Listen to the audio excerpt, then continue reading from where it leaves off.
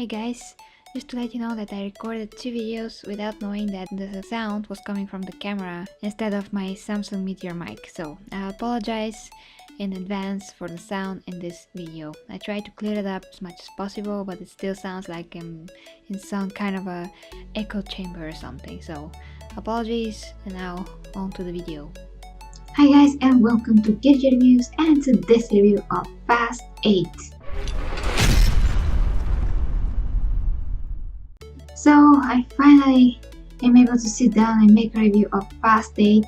I saw the movie maybe 2 days ago by the time you see this. So guys, first I have to let you know that I really love Fast and Furious 7. I really loved I think 6, but most of all 7. And now 8.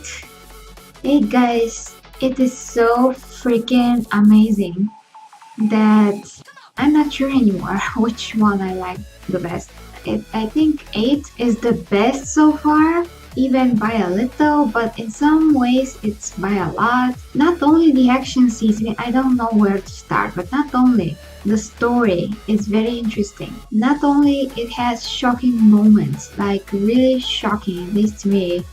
I was like, what?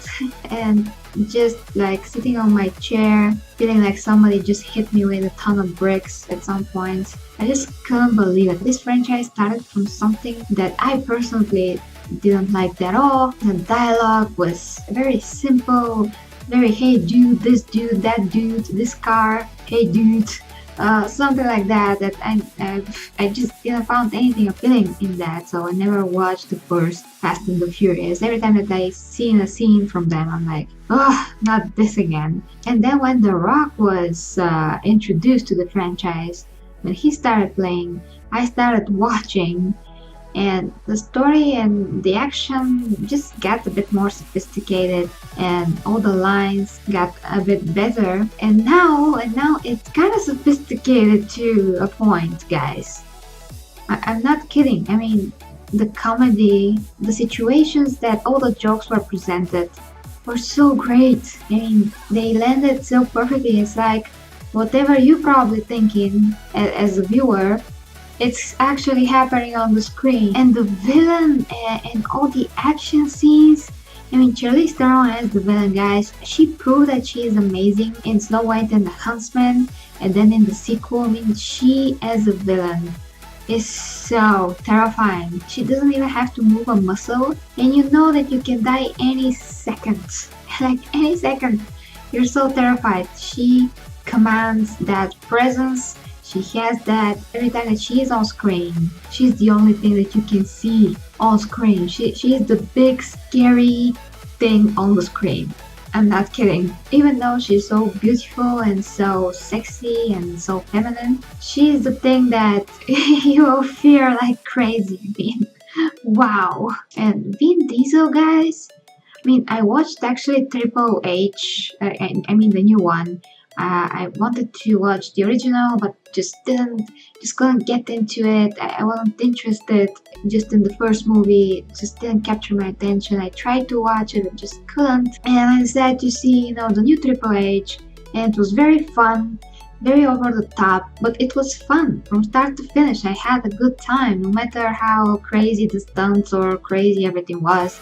I just loved it. I even loved Nina Dobrev. And yeah, I really enjoyed that movie actually. It's a popcorn flick, what the hell do you want? It's not like Shakespeare or something. But I did enjoy it. And Vin Diesel did a great job there. But here in Fast 8, guys, here in Fast 8, at least in my opinion, he did his best acting job ever, guys. He played so good. There were so many emotional scenes, you just won't believe it. His face in some of those scenes, his body language. It was amazing. I'm even goosebumps as I'm speaking about this. I mean, I never saw Vin Diesel as that kind of an actor, like drama or something. But here, I don't know, I'm speechless. And I'm speechless about the whole story, how everything was. I'm speechless in general about this, guys. The only actor in this movie that was kind of off to me and a bit of a, I don't know, not acting the correct ways in some of the scenes, it was actually Michelle Rodriguez for some reason.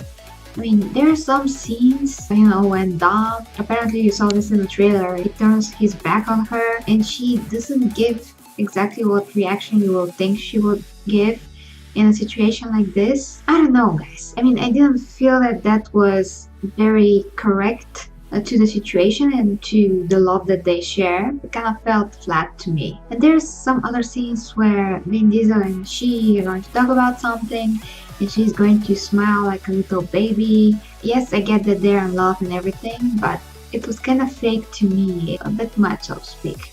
That's what I noticed. And also because I saw that movie, The Assignment, I think was it, with Michelle Rodriguez. I mean, I saw almost half of it. I didn't saw the full movie because it was atrocious, in my opinion. Just atrocious. She played a man for the first part. I actually didn't get to the part that she became a woman.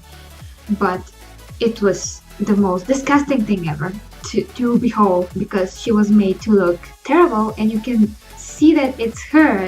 The makeup and everything was terrible. The prosthetics on her body, like the male body, I just can't explain it, guys, but it's like looking at something from 10 years ago. It looks so unnatural. I mean, why just not hire a guy that can play Michelle Rodriguez? It's going to be a lot better this way, I think.